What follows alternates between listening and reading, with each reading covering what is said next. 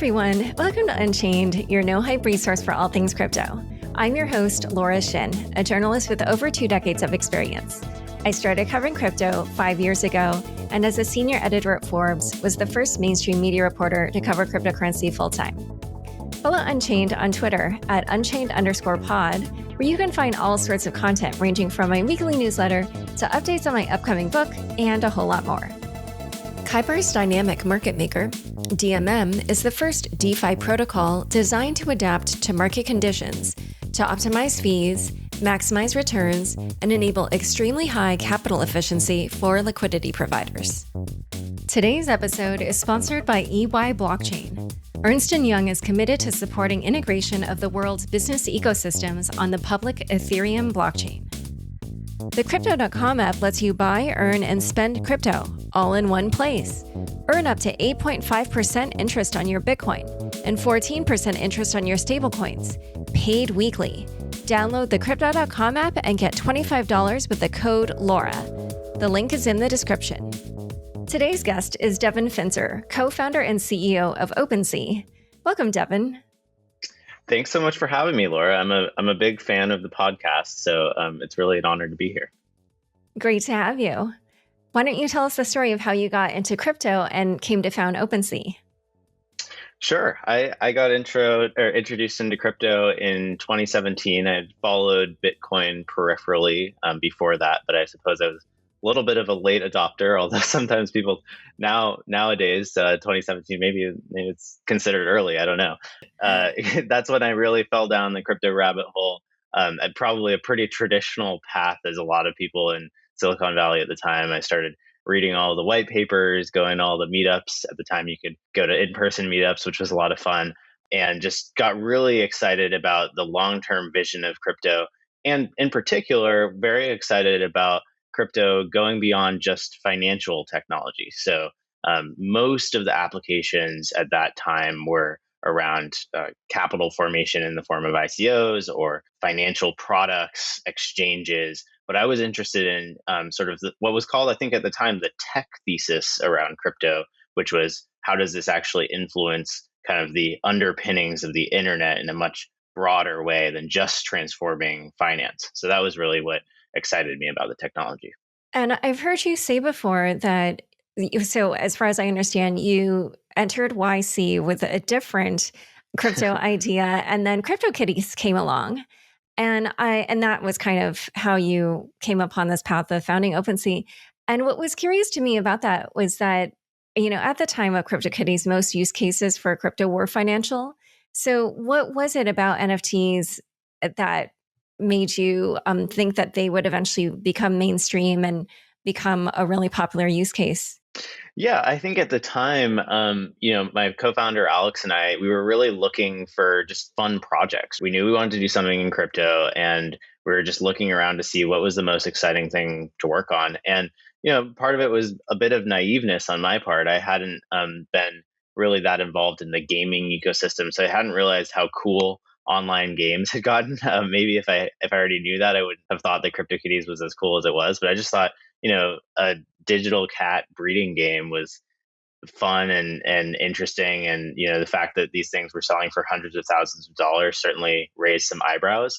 And then, the deeper you go down the rabbit hole, you realize that what's magical about these NFTs is not just sort of them in isolation, right? If you think about CryptoKitties, technically, you could build the CryptoKitties application in isolation without a blockchain, right? There's nothing that it really relies on a blockchain, but the sort of affects the ecosystem around CryptoKitties. So at the time, people were building applications on top of CryptoKitties. So one of the folks who actually currently works at OpenSea built kitty hats, which is a way to accessorize your CryptoKitties with a hat. You really couldn't build that type of application without some form of true digital ownership of the asset and the ability to kind of move it from just the CryptoKitties website onto an external marketplace or onto some other game. And that was a really fascinating concept to me, was this idea that you could have this new type of digital ownership that would allow for a lot more creative use cases than what you see with traditional digital assets. And since NFTs are still something that people are wrapping their minds around, can you just answer the simple, basic question of what is an NFT? As many probably know, NFT stands for non-fungible token. And the way I like to think about NFTs is they're sort of a digital item with some of the things that are really nice about physical items. So when you own a physical item, you can kind of do whatever you want with that thing, right? If I own a cup, I could give it to a friend of mine. I could throw it in the trash, go and put it for sale on eBay, go and put it for sale on Craigslist, right? There's sort of lots of different opportunities for things I could do because I really own that item, right? I have full property rights over it. Now, contrast that to a traditional digital item. Think about your Twitter handle, or if you play any online games, think about an item that you've earned inside of a game. If I told you, go and sell your Twitter handle on eBay, pretty difficult to do, right? You don't really have the same property rights over those digital items that you take for granted in the physical world. So NFTs kind of layer on those property rights to digital assets in a really interesting way that in isolation, again, maybe they look just like regular digital items usable inside of a game, but with an ecosystem around it, with lots of marketplaces, with virtual worlds where you can go and take these items, then they start to look very different and much more interesting, in our opinion, than just a regular digital item. So you've been interested in NFTs for years and you've been working in the space for a few years. Why is it, do you think, that NFTs finally took off in the last few months? I think it was a combination of things, and the most important of which was really the build up of a lot of hard work over the last roughly 3 or 4 years.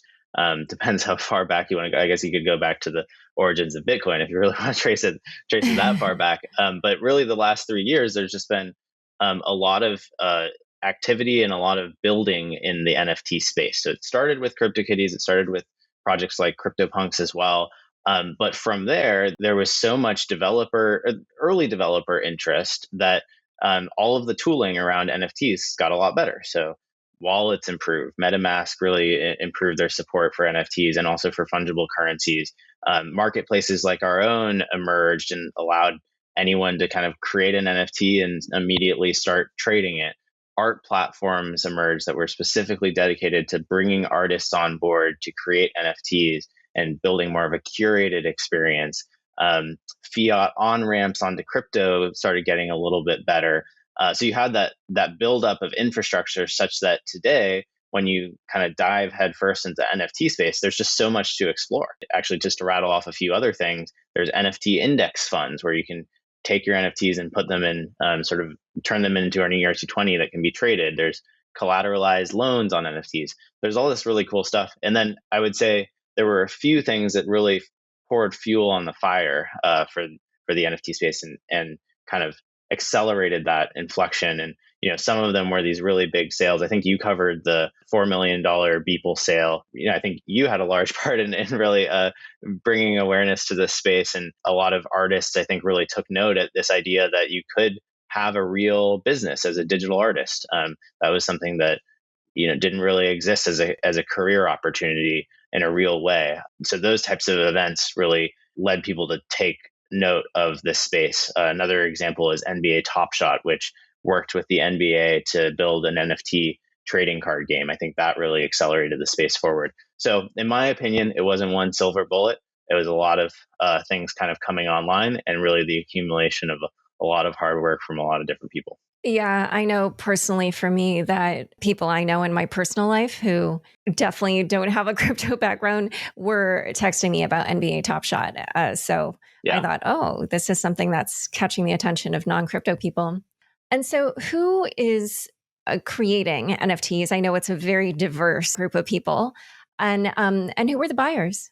Sure. On the creator side, very diverse. Yeah. So we have everyone from game companies that are building NFTs into games. So great examples of that include Decentraland. So Decentraland is a virtual world project where you can own land inside of the world as an NFT. And then if you own that land, you can build stuff on top of it. Even more exciting is that after you've built something on your land, you can bring in NFTs from the art world and People have created museums inside of Decentraland. So CryptoVoxels is another example of this. So there's this whole gaming ecosystem that flies a little more under the radar, I would say, relative to the stuff that's happening in the like creator, influencer, musician side of things, but I think is actually really exciting and really important to push the space forward. And then the other folks who are creating NFTs, really anyone can go and create an NFT. I was telling someone the other day that I created an NFT where if you bought the NFT, you could get 45 minutes of advice from me on how to build a crypto startup.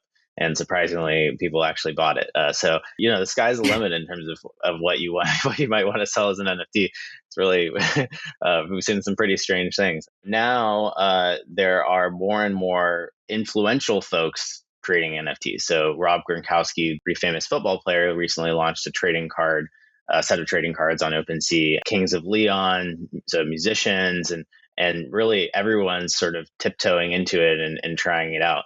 So that's on the creation side. On the buyer side, I would say that traditionally it has been folks who are deeper into the crypto ecosystem already. So maybe they own a bit of ETH and are excited about the vision of Web3 and therefore, checked out a Web3 game and, want to participate in it. So sort of at the intersection of crypto enthusiasts, gamers, technologists, those types of folks.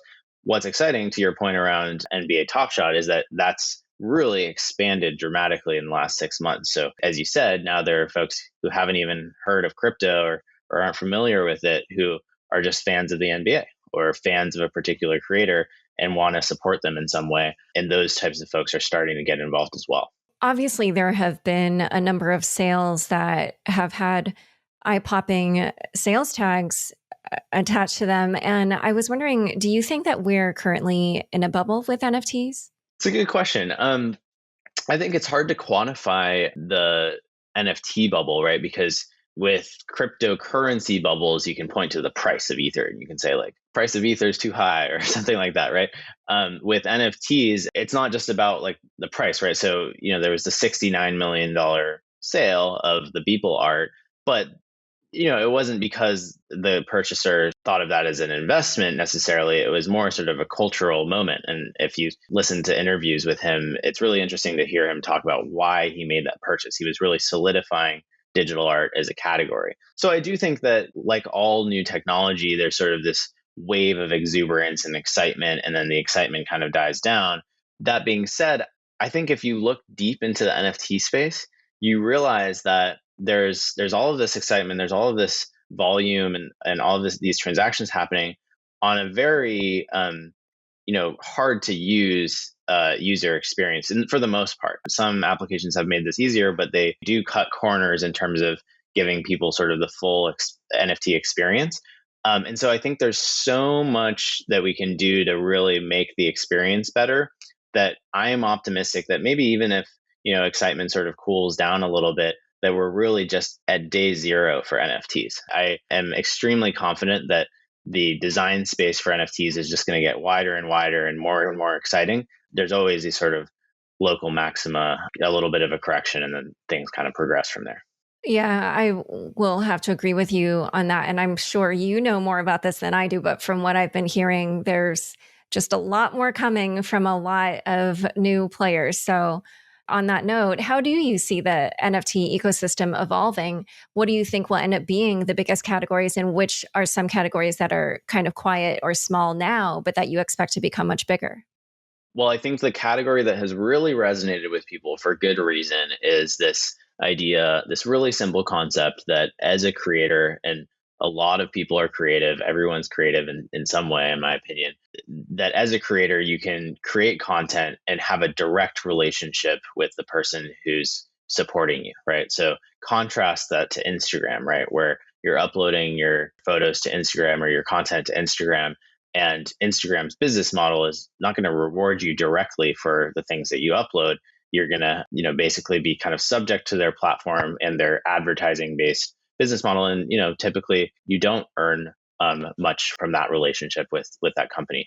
So that's a powerful idea, right? The idea that anyone who's creative can create content and distribute it to people who want to support them. And I think that's going to get more and more powerful as we lower the barriers to entry for blockchains. So for example, today on Ethereum, in order to do a transaction, you're typically paying $50 in gas. Imagine if it was only less than a cent in gas. Well, you could have people buy things for 50 cents. And, at that point, anyone who wants to contribute to their favorite artist can really easily do so in a way that, you're not necessarily expecting a ton from it, but you do kind of feel like you have a stake and you could resell the NFT later down the road. And so it's a very interesting kind of hybrid model between you're not exactly investing in that person, but you are, contributing to them in a meaningful way and there's some sort of upside as opposed to a pure Patreon type model where you're just pure donation based.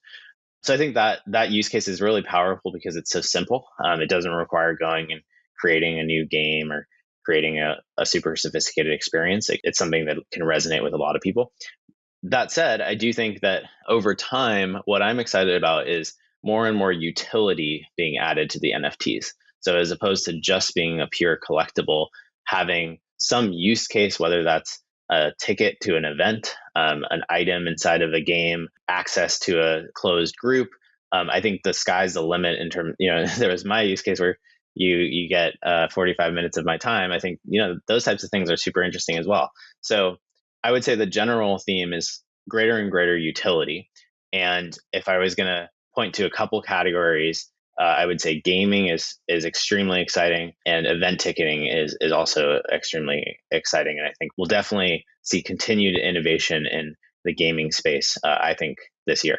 Yeah, I agree with that. I've been keeping an eye on the gaming thing, but I agree with you that because of the fees on Ethereum right now, it's probably not going to take off quite yet. But you're right that there are new solutions in the works where it could be right on the cusp of major growth. So I don't know if any of the examples that you just gave fall into the category of what I'm going to ask about, but you wrote this amazing NFT Bible. And one of the topics that you covered was the programmability of NFTs. And you even gave some examples, but I actually didn't know what some of these terms meant, like you talked about forging, crafting. The two I could figure out were redeeming and random generation. But yeah, can you just talk a little bit more about what you think is possible with the programmability of NFTs and define some of those other examples?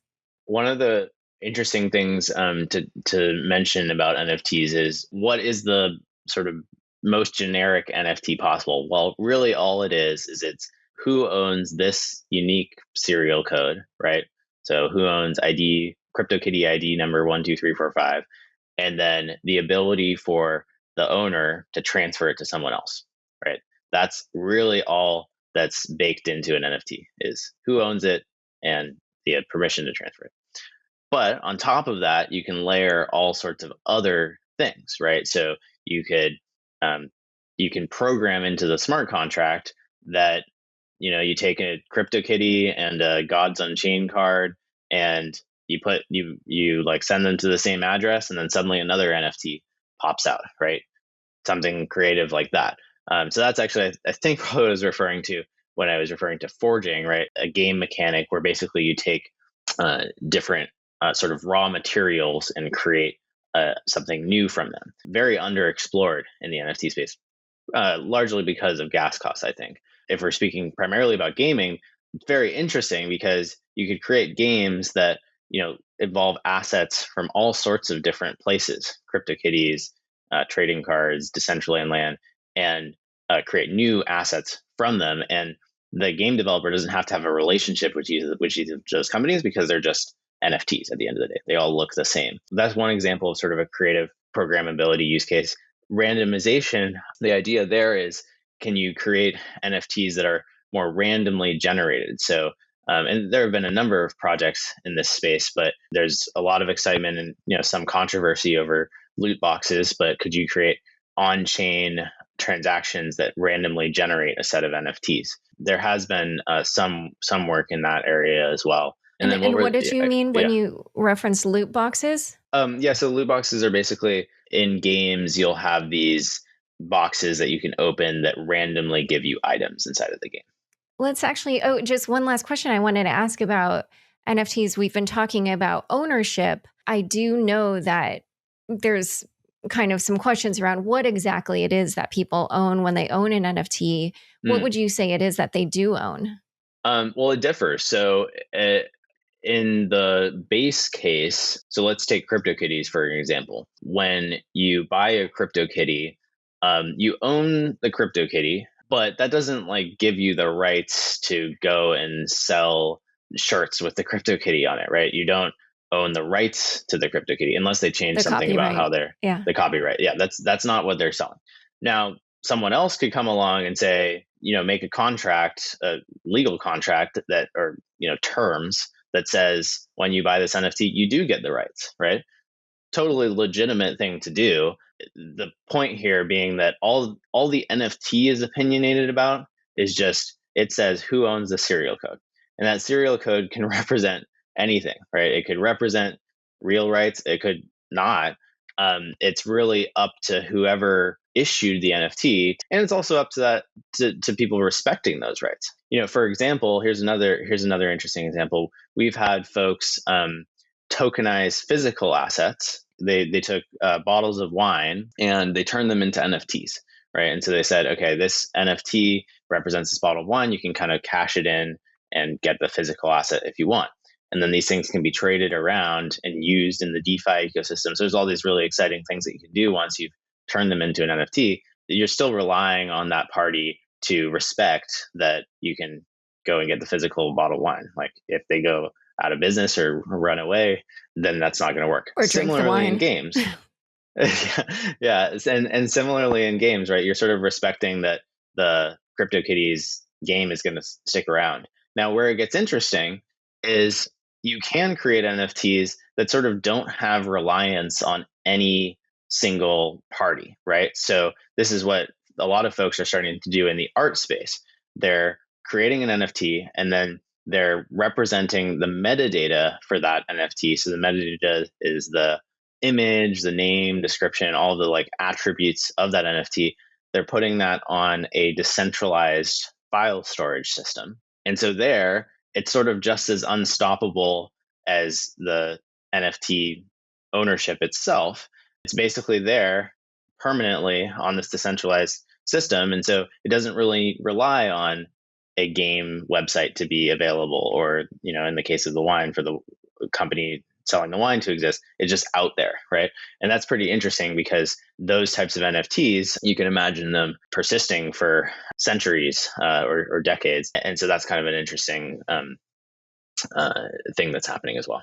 Yeah. One thing that I found interesting was the Bloomberg columnist Matt Levine called NFTs tradable ostentation. And I've heard other people talk about it as like bragging rights. What do you think of those characterizations?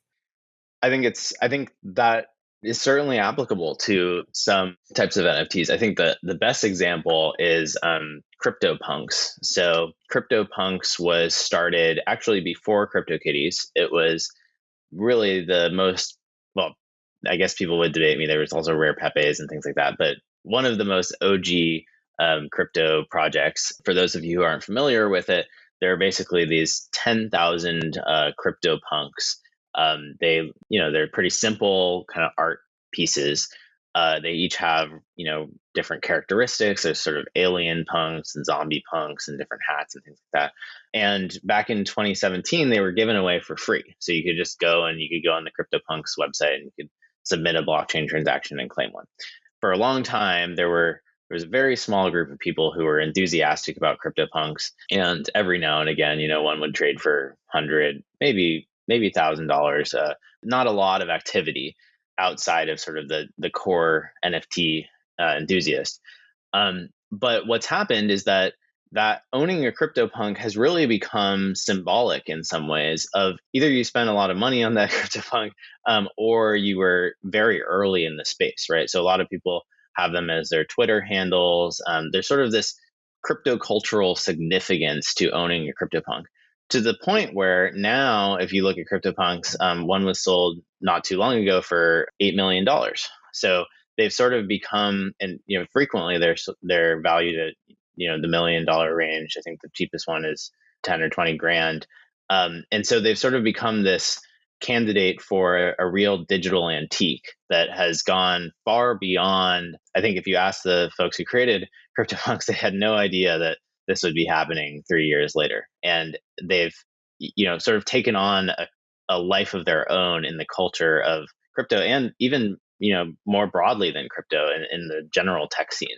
So it's been really interesting to see that project evolve. And so I think, to your original question, I do think in these certain circumstances, I don't think that sort of dynamic is going to apply to all NFTs. Some NFTs are just useful. In some circumstances, they really have taken on this very cultural significance that's, similar to owning a physical piece of art. All right. This is so much great information about NFTs, and yet we have not discussed OpenSea. So in a moment, we will do that. But first, a quick word from the sponsors who make this show possible. Today's episode is sponsored by EY Blockchain. Ernst & Young is committed to supporting integration of the world's business ecosystems on the public Ethereum blockchain.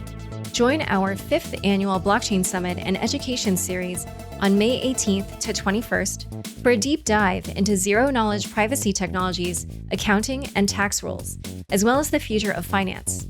Sign up and learn more at ey.com/global blockchain summit or blockchain.ey.com. Kyber's dynamic market maker, DMM, is a game changer in DeFi, being the first protocol designed to react to market conditions to optimize fees while providing extremely high capital efficiency for liquidity providers. Fees are adjusted dynamically based on market conditions to maximize returns and reduce the impact of impermanent loss. Liquidity providers can customize the pricing curve to create amplified pools that greatly improve capital efficiency and reduce trade slippage. Depositing tokens to earn fees is also fast and simple, with this liquidity easily accessible by dApps, aggregators, or other users. Visit dmm.exchange now. With over 10 million users, Crypto.com is the easiest place to buy and sell over 90 cryptocurrencies. Download the Crypto.com app now and get $25 with the code LAURA. If you're a hodler, Crypto.com Earn pays industry-leading interest rates on over 30 coins, including Bitcoin, at up to 8.5% interest and up to 14% interest on your stablecoins. When it's time to spend your crypto, nothing beats the Crypto.com Visa card, which pays you up to 8% back instantly and gives you 100% rebate for your Netflix, Spotify, and Amazon Prime subscriptions. There is no annual or monthly fees to worry about. Download the Crypto.com app and get $25 when using the code LAURA, LAURA. The link is in the description. Back to my conversation with Devin. All right. So what is OpenSea? So OpenSea is a marketplace for NFTs. So one way to think about it is an eBay for NFTs, where you can go and you can buy and sell pretty much any NFT that's on Ethereum, and we're actually expanding to other blockchains as well. And so we allow for a variety of sale mechanisms. So you can go and you can auction your NFT off to the highest bidder. You can do what's called a Dutch auction, where you start at a specific price and it declines, or you can just do a fixed price listing. We have bidding. We have all of these different sale mechanisms for NFTs. And then the last thing I would say is that OpenSea has become sort of a source of truth for NFTs. We've been around for quite a long time. We index all of the NFTs that are out there on the blockchain, meaning that we allow you to explore and search and discover all of them. And so that's sort of another role that OpenSea has been playing in the ecosystem. Since NFTs can be bought and sold on multiple platforms, how do you expect to maintain OpenSea's position as the biggest marketplace? What would you say is its moat? Yeah, I would say we're very focused on improving the customer experience. So we're not as opinionated about having a lot of lockdown onto our platform. We're super happy if people go and experience other NFT websites, and we think that at the moment it's really a rising tide lifting all boats. But I will say that we are laser focused on making our customers happy, and we do have a long way to go there. I think there's a lot of UX that needs to be improved about blockchain experiences in general, and OpenSea in particular. But we do see ourselves establishing a real brand and trust with our customers, such that they can really reliably come onto OpenSea, get the best prices, discover the things that they might want to purchase, and have a really great experience around NFTs.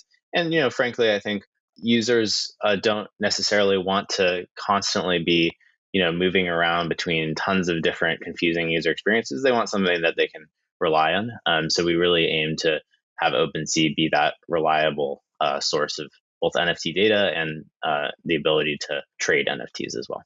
And in terms of appealing to creators, how do you compete against the marketplaces that are focused on specific verticals? For instance, if I'm a visual artist, why would I use OpenSea over something like SuperRare? Great question. I think the way we see it is there's certainly an exciting role for more curated marketplaces like SuperRare, but there's also it's important for people to have the ability to just create an NFT and sell it to people, regardless of whether they've been accepted into a specific platform or a specific more curated set of artists. And so I think we're not trying to be, we don't think of ourselves as competitors to something like SuperRare. We actually think we're quite symbiotic with SuperRare. Folks can buy NFTs on SuperRare and sell them on OpenSea if they so desire. But, we do have an open minting platform that allows anyone to come and create an NFT and sell it. And I think the benefits of ours are we have a nice set of features there. So we recently made some optimizations where you can mint without having to pay the gas up front and sort of offloading it to the first purchase. And then we've added a bunch of really interesting additions to that. So the ability to add unlockable content to an NFT, adding different properties and traits. So we find that a lot of people find that feature set is really great for getting something off the ground. Yeah, and the unlockable content is just specific content that only the buyer will know or have access to. Did Exactly. I get that right? Yeah. Yep. And so how does OpenSea make its money? We currently take a transaction fee. So on successful sales, we take 2.5%. And for the minting, where the cost of minting is offloaded to the first transaction, is it the buyer paying that or the creator? In that scenario, the buyer pays the gas cost. That's separate from the fee that OpenSea takes. But yeah, the buyer pays the gas cost in that circumstance. But I will note that even if you minted it with a regular system where you actually did pay the gas cost, the buyer would also pay the gas cost to transfer it. So the buyer is kind of paying the gas costs in either circumstance. And so over time, what do you expect to be OpenSea's largest source of growth? Or which of the categories do you expect will be one of the biggest ones for you? Well, I think we've always seen OpenSea as a very general platform. So, my hope is that we don't just become a marketplace specifically for, say, art or a marketplace specifically just for gaming. I really hope that the use cases and diversity of NFTs continues to expand and that we sort of become this really horizontal marketplace that can support all sorts of different use cases. But I do think that there are certainly some of those use cases that I think will take off earlier rather than others, and the ones I would definitely point to are number one, gaming. So we're seeing a ton of activity there, especially given that we're expanding across multiple blockchains now, and then art I think is going to be there. Our art and sort of creator slash collectibles is going to continue to be a really exciting use case as well. And is that because those change hands a little bit more often than some of the other categories? Or I would have thought that maybe a bigger category for you would be one where the items do change hands more frequently, because then you would get a cut of each of those sales. I think in gaming, what we've witnessed is that depending on the game, the lower value assets do change hands relatively frequently. The higher value assets, not as much, obviously. And that's a good point about art is that, if you look at SuperRare, for example, most of their sales are primary sales, not secondary sales. But there are these really, occasionally very large secondary sales. So it's a little bit of a different dynamic. But in the gaming space, our sense is that you can create, once you have lower transaction costs, you can really create a robust economy where, you can have millions of people participating at 50 cents to buy their first item from the secondary market. But then you can also have the prosumer cohort that's more interested in purchasing things at a higher value. and maybe the velocity and the frequency with which those things change hands is a little bit lower. I guess I just realized that either way, even if something doesn't change hands frequently, if it's higher value, then if your fee is based on a percentage, you'll still get a hefty fee for those. So then it's like less about the frequency. Do you have stats on how much money people tend to be making with OpenSea? And I'm sure it probably differs across category, but I'm interested to know those numbers. Yeah, it's hard to say exactly how much money people, or I don't have aggregate statistics that I'd be able to rely on. That being said, in terms of just general stats, so last month we did around $148 million in gross merchandise volume. That was up from about 98 million in February, and then just 8 million in January. So there, as you can see, there's been really crazy growth of this space over the last little while. And then, I think for if you take sort of an example set of digital artists, I was actually just talking to a class from the Fashion Institute of Technology here in New York over Zoom.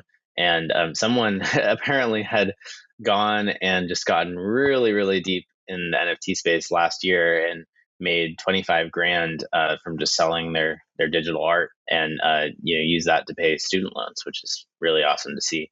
So there's stories like that. There's now these sort of up and coming digital artists who occasionally are leaving their day jobs and deciding to devote their full time to this, which wouldn't necessarily advise to do unless you know that you're going to be successful at it. But it is becoming this really, really interesting opportunity where artists can directly monetize their work, and people who want to support those artists can contribute really easily. So whether that's for sort of viewed from an investment angle or more of just a support angle, I think it's just a completely different dynamic than again what you would see on existing digital platforms.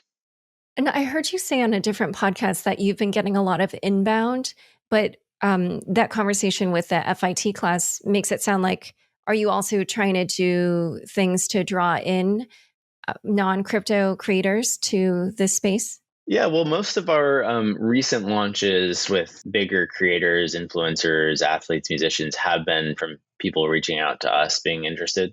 I think all of the NFT platforms are just seeing this really giant wave of excitement and curiosity, and in some cases confusion around what NFTs are. So we're certainly seeing that. We've probably done a lot less outbound outreach than some of the more art targeted platforms, just because we're more focused on building our sort of horizontal platform than going specifically and trying to target artists. But it's certainly a lot of fun to have those sorts of conversations with younger people who are like learning about it, and it's always great to get kind of feedback on what are the questions that people have and what are the like sources of confusion. And you recently launched OpenSea Drops, which are these collaborations with some bigger name creators. Do you have any numbers that you can share on how successful those have been? We launched a few pretty exciting drops recently. So one was with Rob Gronkowski. I believe he did 1.5 million in trading card sales, and I think total of 3 or 4 million secondary sales as well. We did a launch with an artist named Kevin Abosh, who I believe sold 5 million recently. And then we've done a whole set of folks from Shawn Mendes on music side to athletes. So lots of early experiments and a lot of excitement around it. Recently, we also did the SNL auction. So the SNL team actually auctioned off their video of NFTs as an NFT. So that was a lot of fun. So yeah, we've been doing all sorts of stuff. Yeah, that was a great video. I did mention it on the podcast. Hopefully people watch that. So as you mentioned, OpenSea plans on integrating some layer 2 solutions plus other blockchains. The 2 layer 2 solutions I know about are Polygon and Immutable X. And then some of the blockchains are Flow and Tezos.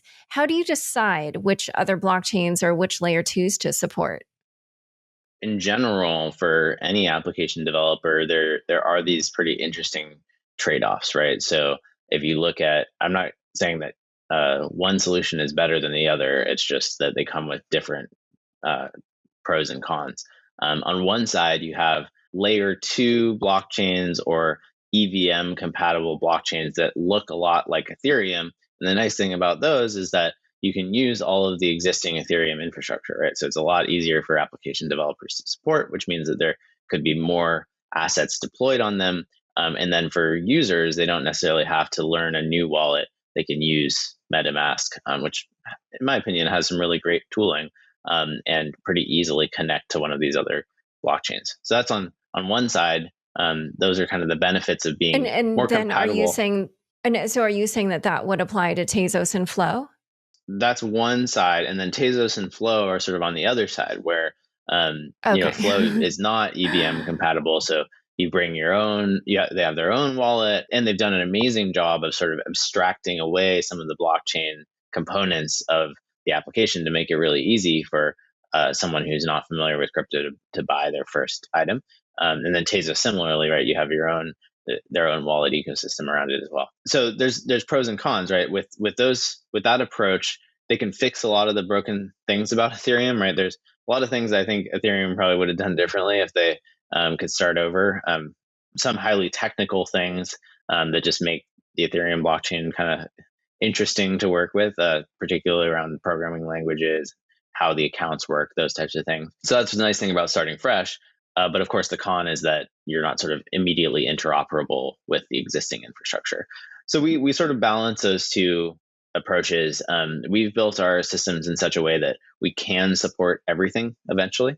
But of course, there's going to be more of a heavier lift around the things that are less compatible with Ethereum. And we sort of evaluate things based on how much activity and how much demand is there from users at the end of the day. Oh, okay. So for Flow and Tezos, what tipped it over to you guys adopting that? Was it demand? Just like, there are so many blockchains that are competing with Ethereum. So I guess Flow makes sense simply because of NBA Top Shot and because it's pretty focused on the NFT space. Tezos, has a number of other competitors. So, and I should mention, Tezos is definitely a previous sponsor of my show and may even be a current sponsor. Anyway, so yeah, how did you pick amongst the constellation of blockchains that are vying for that space? To be clear, we haven't launched either of those yet, right? So we're still in the development phases. And we're not at all opposed to integrating other blockchains as well. We take a very blockchain agnostic approach. What we liked about Flow is obviously they've been great partners with us from the beginning. They launched Cheese Wizards, and they relied heavily on OpenSea as a secondary marketplace for that game. That was sort of their second game. We just have a very good relationship with them. Where I'm frankly really excited about some of the decisions that they made on the technical side around how they architected Flow. I think they really put a lot of thought into security, a lot of thought into how applications are developed on Flow, those types of things. Tezos, similarly, we've had a great relationship with them for a long time, and we're excited about some of the early art projects that are coming to fruition on Tezos. Our belief is that we're going to live in a very multi-chain world over the next coming years, and it's not just going to be a single chain that dominates everything. It'll be a bit messy, I think, for a while, with a lot of competition on kind of the layer one and layer two space.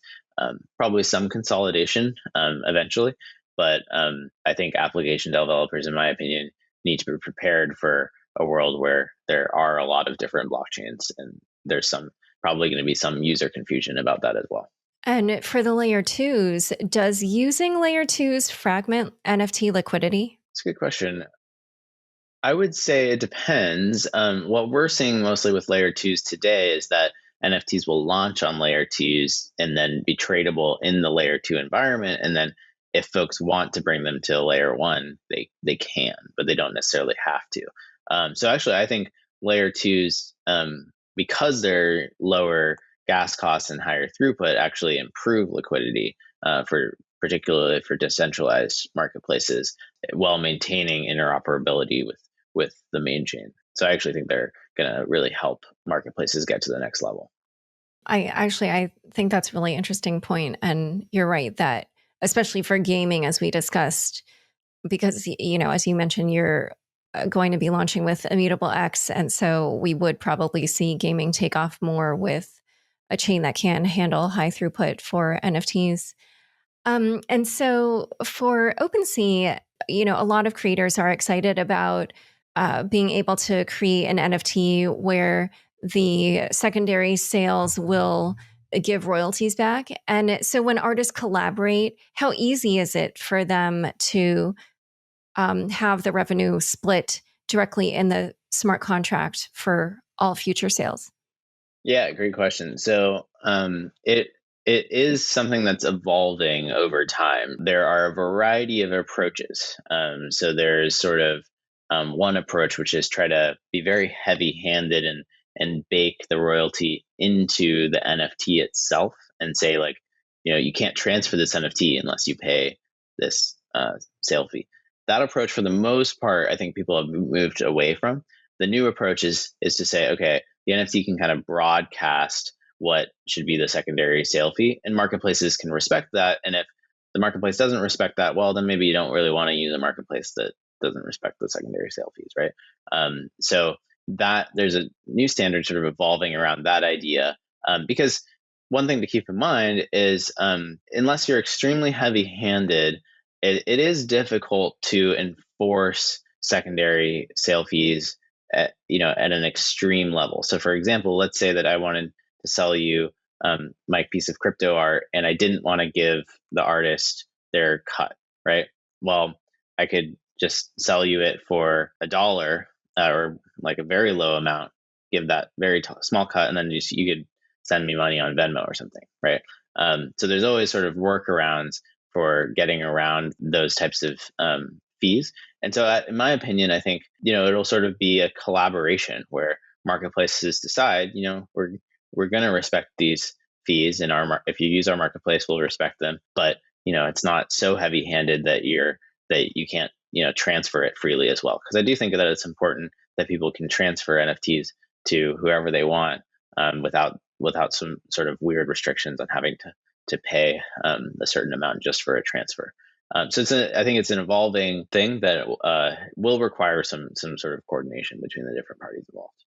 That's interesting. Yeah, because I think the reason that creators are excited about this space is because of the royalty aspect. So, kind of speaking of ways in which this space can be maybe not so positive for creators, there are a number of NFTs, obviously, that are being minted by the people who don't have the right to mint those NFTs. And I was curious, on the OpenSea platform, what percentage of the NFTs minted there fall in that category?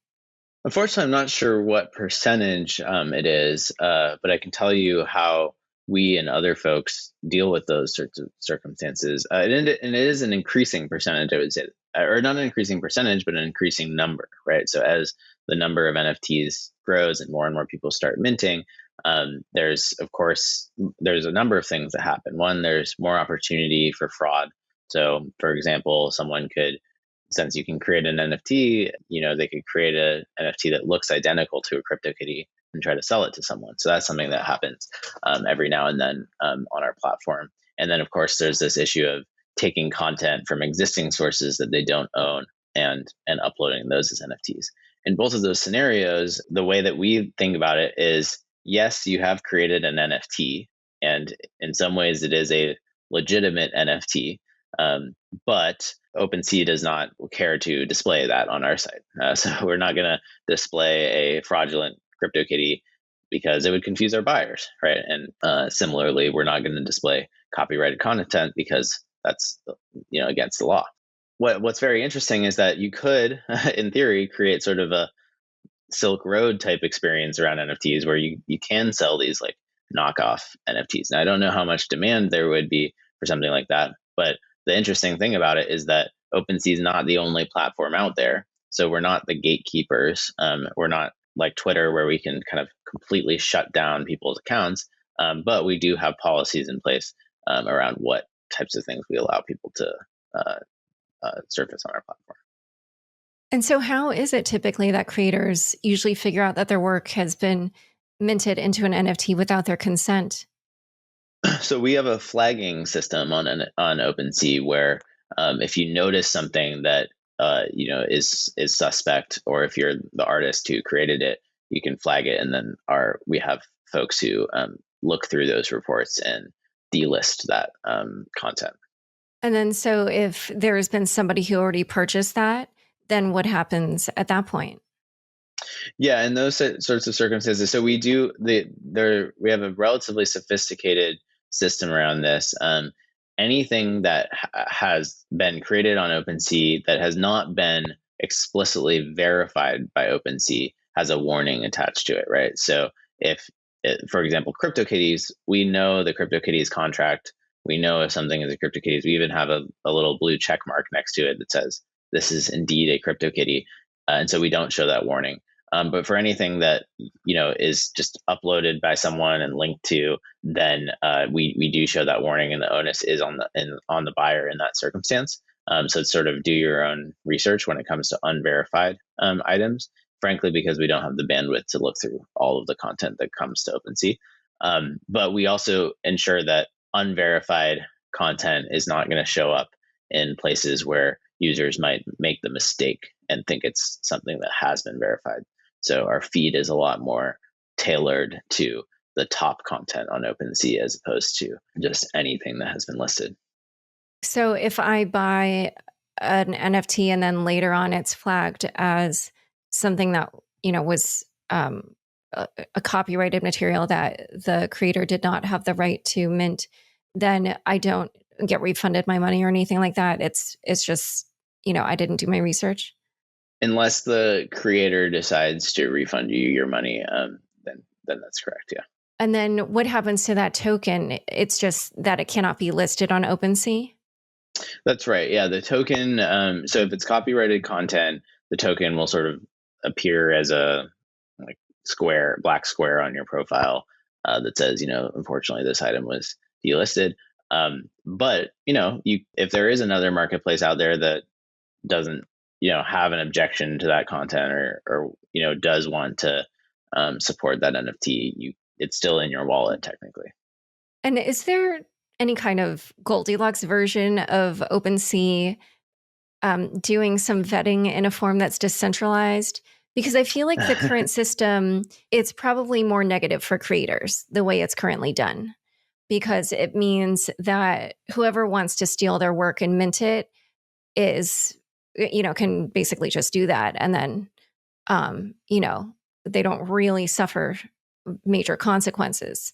So is there any kind of decentralized version of this where an OpenSea has some kind of token, and then there's a decentralized network of people who do some vetting about what gets minted on the platform rather than catching people after the fact? Yeah, well, not aware of any decentralized version. I mean, there have been, I guess there's two angles. One is sort of the token curated registry idea, which has been around for a long time, which is basically like a group of people that would vet content before it gets minted. So that's certainly an interesting idea. I don't know how, it's possible that something like that could scale. In fact, maybe it's an interesting startup idea. Now, what I will say is that doesn't prevent people from just deploying a smart contract and minting to that smart contract and having it show up on OpenSea in some capacity. And I'll also say that it's not just after it's been bought that we have this flagging system, right? If you identify something before it's even on sale, we can take it down, and additionally we'll be putting better measures in place to auto detect this stuff through basic machine learning and sort of image comparison, those types of things. So I think there's a lot of sort of low hanging fruit improvements we can make before necessitating sort of something more extreme. But I'm in full support of a more creative solution where it's like incentivization and stuff. I think sometimes those types of things are compelling. Other times they're hard to actually pull off in practice. Recently, there was a story that Matthew Hickey of Hacker House introduced what he called the 0-day collection, which included an asset that he described as, quote, highly collectible hacker artwork. And it was basically a cybersecurity exploit that he minted as an NFT. And the day after OpenSea took it down, what factors went into making that decision? I don't know the exact. I wasn't as involved in the exact decision around that one, but our sense was that it was in violation of kind of terms of service in the sense that like it was sort of selling something that we didn't feel like comfortable supporting, right? Yeah, I don't know the exact reasons, but it was a little about outside of the territory of things that we felt comfortable with. And earlier we were talking about fractionalized NFTs, and there has been some suggestion that those could be considered securities. Do you have an opinion on that or any insight? Well, we don't trade fractionalized NFTs on our platform. I am not an expert on that. I'm not convinced that in circumstances where it's a fractional version of a pure collectible that it would necessarily be a security. But we tend to stay out of the like currency fungible world and more oriented towards these sort of unique one of a kind assets. So let's now talk again kind of about where NFTs are going. As we've discussed, it's very like it's a space where creators really can play. And yet, in order to kind of build this world where NFTs are a huge thing, there are a lot of standards that still need to be set. So, what do you see as some of the issues that need to still be decided upon when it comes to NFTs? I think one area of opportunity, in my opinion, is around the metadata for NFTs. So today, it's pretty basic, right? You can have an image, a name, a description of your NFT, but you can't necessarily broadcast to the world that this NFT is, for example, an event ticket, right? If you could broadcast that to the world, it wouldn't be that hard to do. It's just creating some sort of standard around it, then OpenSea could kind of pick it up in a different way and support it more natively on our platform, such that maybe the sorting and the filtering and searching is different. Or if you broadcast it to the world that this is a game item, maybe games could sort of pick that up and incorporate them in their game more interestingly, right? So there's sort of this open question around, you have a CryptoKitty, and let's say you wanted to create a game where you're like, battling those CryptoKitties inside of Decentraland. How can you broadcast what that CryptoKitty should look like in a different context, right? Is it through like a more advanced sort of set of 3D models, or I think there's just a lot of opportunity for richer metadata to have that kind of metaverse type ecosystem where things can really move between different types of experiences. So I think that's an opportunity. And yeah, the other one we touched on was the royalty standard. I think we talked a little bit about that. But for the royalty one, it didn't seem like you thought there should be a standard way to handle that, or do you? What's your opinion on that? Oh, I think there should be a standard. I just think that it should be more of a standard that broadcasts what the royalty should be, and then marketplaces can opt into that to the fee, as opposed to trying to bake it into the NFT smart contract itself, if that makes sense. So I think that primarily for technical reasons, because if you bake it into the NFT themselves, then you restrict the transferability of the NFT.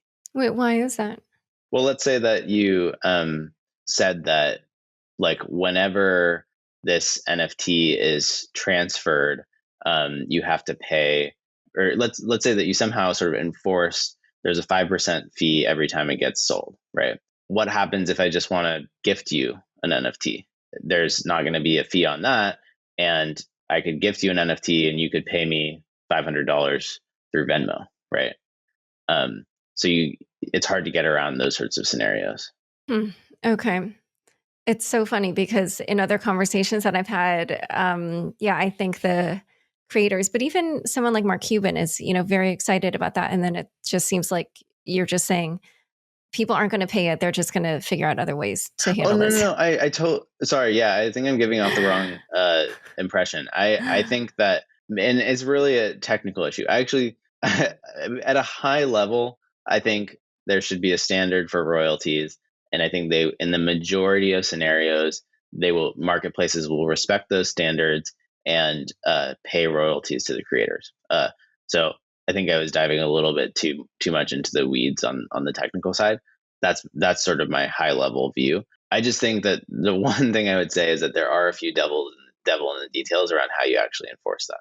But I think that for the most part, it will be enforced through social consensus of marketplaces. And I think it's a great opportunity for creators. I think creators will be able to sell their work and monetize the secondary sales. I think that is one of the big unlocks. And it's happening today on OpenSea, for example, and it's happening on other platforms.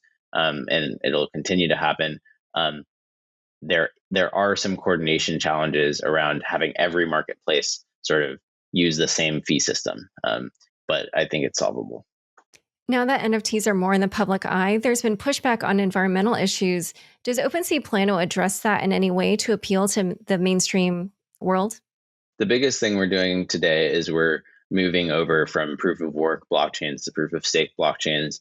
And we're actually first movers in this category. I think we'll be one of the first applications to really have a significant multi-chain push away from Ethereum, and not entirely away from Ethereum, but onto these more scalable versions of Ethereum that aren't proof of work based. And I would say that it's interesting.